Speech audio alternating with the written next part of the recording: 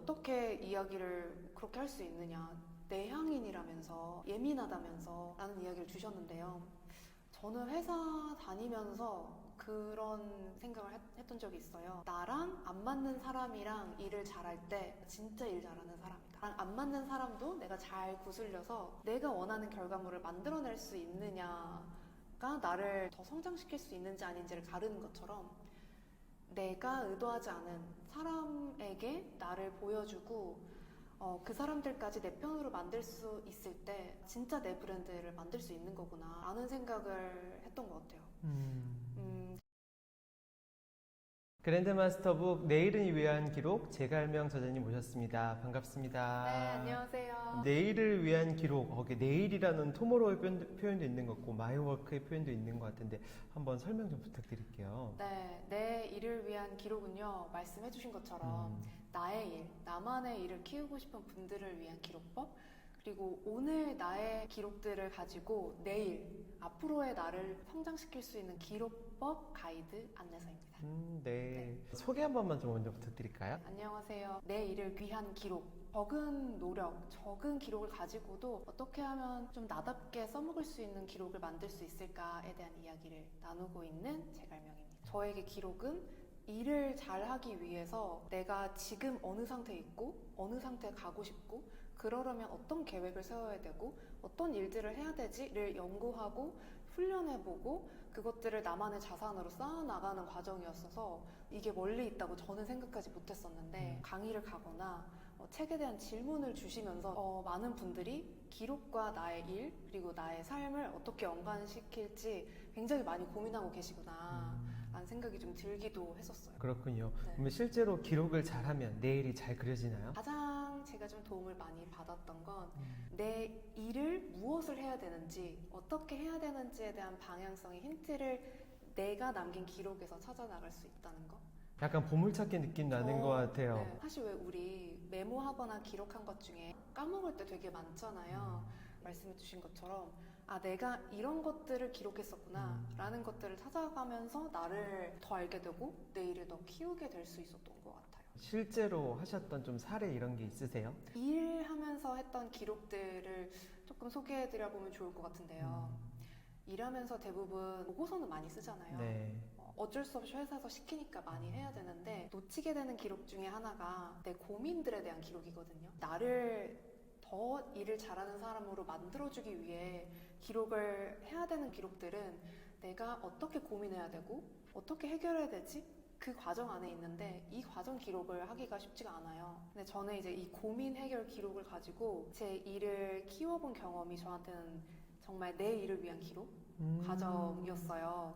그래서 저는 정말 사소한 고민들, 직장에서 상사에게 혼났을 때 나는 어떻게 대응해야 되지? 나는 어떻게 업무 요청을 구해야 되지? 이런 고민들을 기록하고 그걸 쌓아나가면서 일을 이렇게 해야겠다라는 감을 좀 잡아나갔던 것 같아요. 책에도 이제 이런 방법론이라든지 좋은 철학들 많이 나오는데요. 한번 제가 첫 문제 읽어볼게요. 인간의 생각과 AI 검색 결과의 차이점은 무엇일까? 바로 감정과 주관적 해석이다. 이것이 어떤 경험 후에 무엇을 배우고 느꼈는지를 기록해야 하는 이유며 AI 시대에 나를 나답게 하는 유일한 방법이다.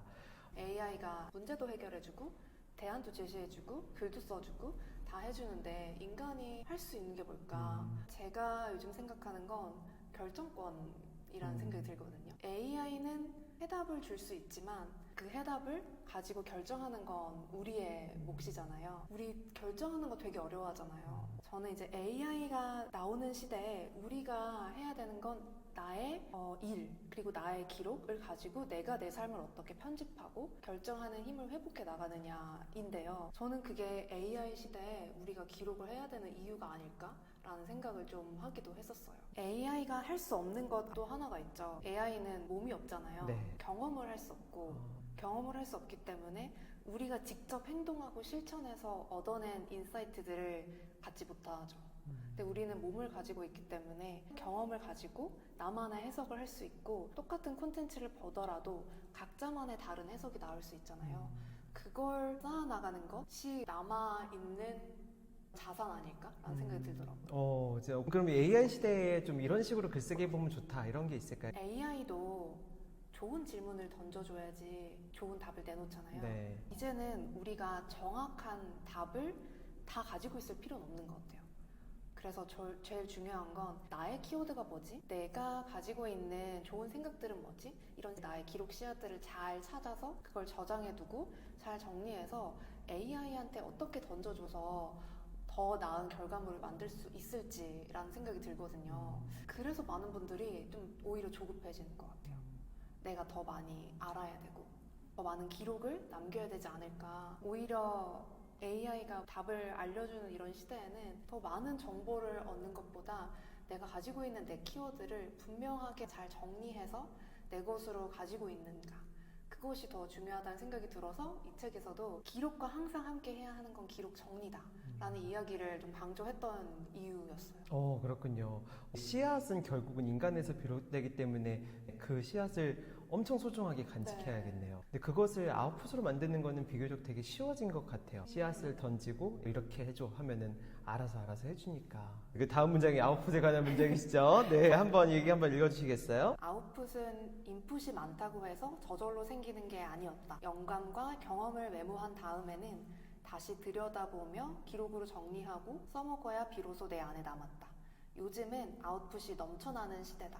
이제 인풋과 아웃풋의 피라미드를 뒤집을 때다. 아까 이야기랑 좀 연결되는 것 같아요. AI한테 내 이야기 씨앗을 다 준다고 내가 원하는 대로 나오지 않거든요. 할루시네이션이라고 들어보셨을 거예요. AI가 나의 마음을 잘 읽어서 대답해주는 것 같지만 사실 내 안에 있는 거를 따집기 하는 거잖아요. 그래서 그 방향은 내가 제시를 해줘야 되는 거거든요. 근데 내가 내 기록들의 방향을 잃게 되면 AI가 아무리 잘 정리해줘도 좋은 결과물이 나올 수 없거든요. 그런 것처럼 내가 아무리 많은 인풋을 가지고 있다고 해서 좋은 아웃풋이 되는 것 같진 않아요. 정말 우리가 많이 하는 고민이 기록은 제가 많이 해요.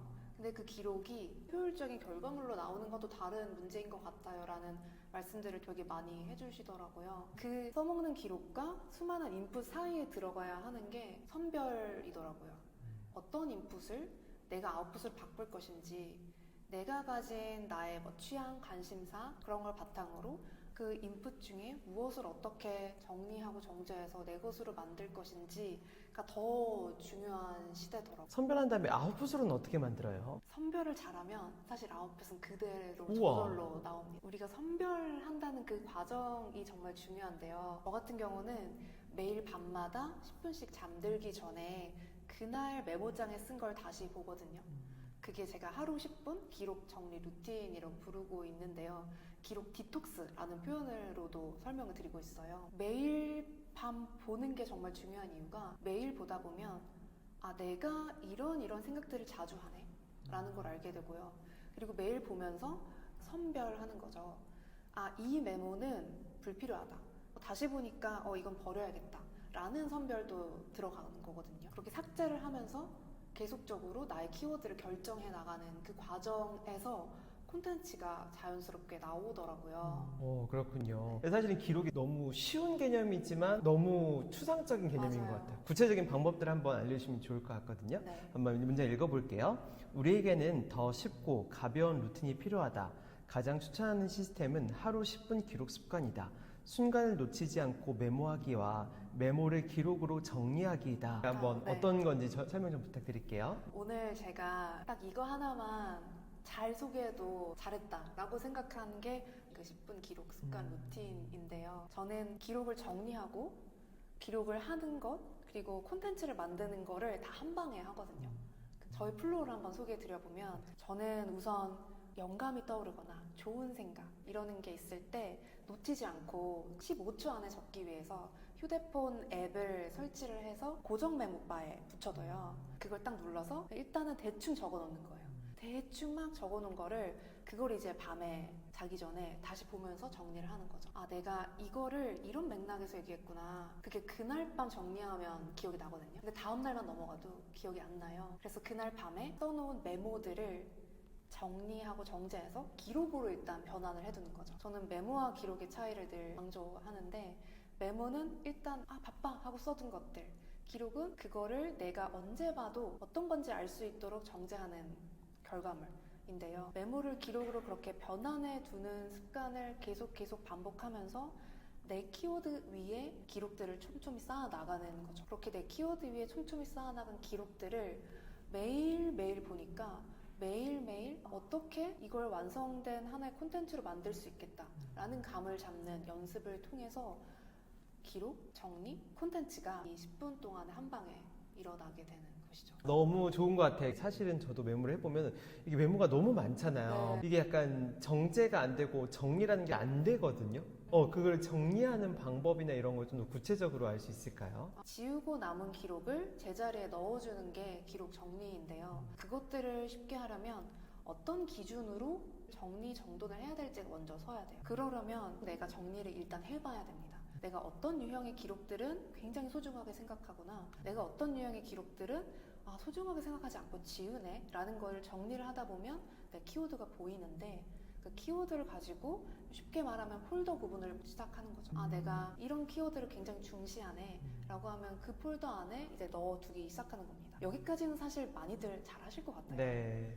그런데 문제는 폴더가 늘어나면 이거를 좀 쉽게 찾을 수 있게 다시 한번 정리하지? 여기서 어려움을 많이들 느끼시는데요. 그때 제가 제안드리는 방법은 우선순위를 기준으로 정리하는 방법이에요. 보통 폴더 어떻게 정리하세요? 라고 물어보면 연도랑 키워드를 조합하신대요. 2025 요리, 2024 독서 이런 식으로 하시는 거죠. 근데 그렇게 되면 10년, 20년 쌓이면 폴더가 너무 많아지고 그때 그 책 뭐였지? 이렇게 되거든요. 내가 자주 보는 것, 그리고 내가 중요하게 생각하는 것, 지금 나에게 당장 시급한 것, 이렇게 우선순위 기준으로 폴더 정리를 대문처럼 해주고 그 안에 키워드 기준으로 분류해주는 게 제 기록 정리를 쉽게 하는 방법이에요.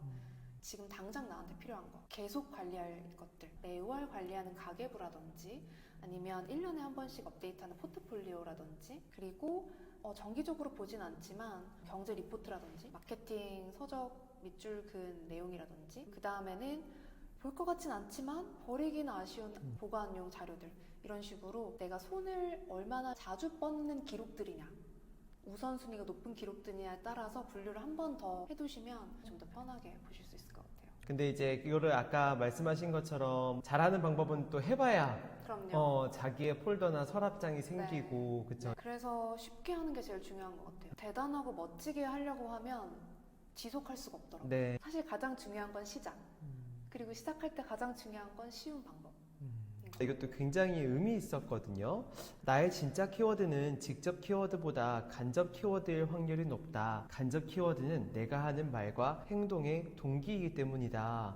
어떤 얘기일까요? 그런 말씀 들어보셨을 것 같아요. 우리가 가지고 있는 욕망 중 대다수는 주입된 욕망, 사회화된 욕망일 가능성이 높다는 말 하잖아요. 네. 좋은 직업 가져야 될 것 같다. 서울에 아파트를 사야 될 것만 같다든지 이런 정말 주입된 욕망들을 내 욕망인 것처럼 알고 살아가는 경우가 많더라고요. 진짜 내 키워드를 우리는 안다고 생각하지만 실제로는 착각하는 경우가 되게 많아요. 그래서 진짜 내 키워드를 찾아야 내가 정말 하고 싶었던 이야기가 이거구나.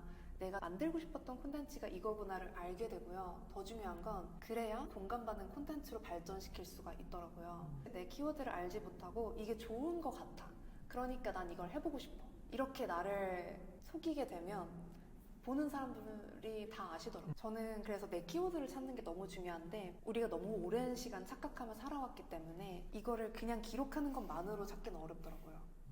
그래서 이걸 디깅을 정말 파헤치듯이 해보는 과정이 필요하다고 생각하고 예를 들자면 저 같은 경우는 간판을 되게 중시했어요.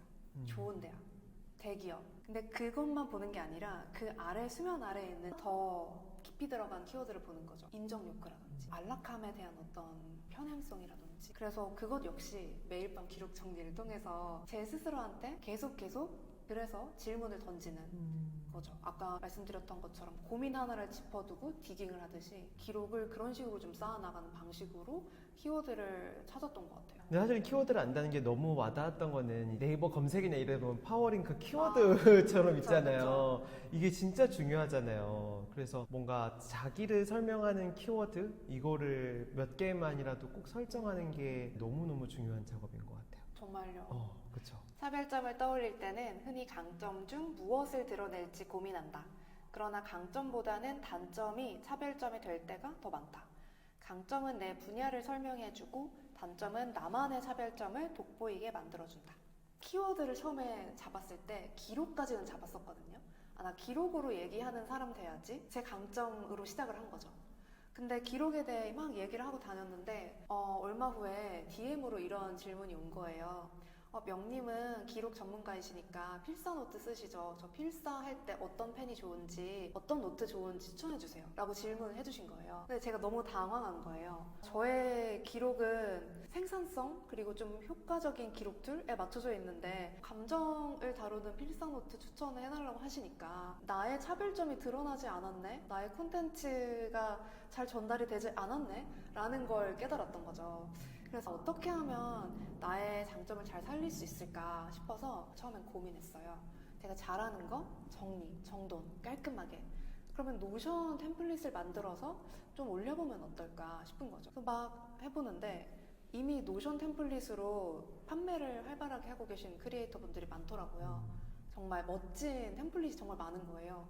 근데 저는 멋진 템플릿을 만드는 사람은 아니었거든요. 그냥 제가 쓰기 편하게, 깔끔하고, 직관적으로, 좀 심플하게. 그렇게 만들다 보니까 이거를 팔려고 하니까 차별화가 안 되는 거예요. 고민하다가 이제 제 친구가 얘기해 준 게, 너가 체력 안 좋은데 그 안 좋은 체력을 가지고 기록을 쌓기 위해 심플한 템플릿으로 늘 기록을 하잖아. 그런 포인트로 한번 접근해봐 라는 얘기를 해준 거예요. 아, 그런 나의 단점을 가지고 나의 차별점을 만들 수 있겠구나 라는 생각이 들어서 이제 그때부터 제 유튜브 콘텐츠에 그 점을 굉장히 부각했어요.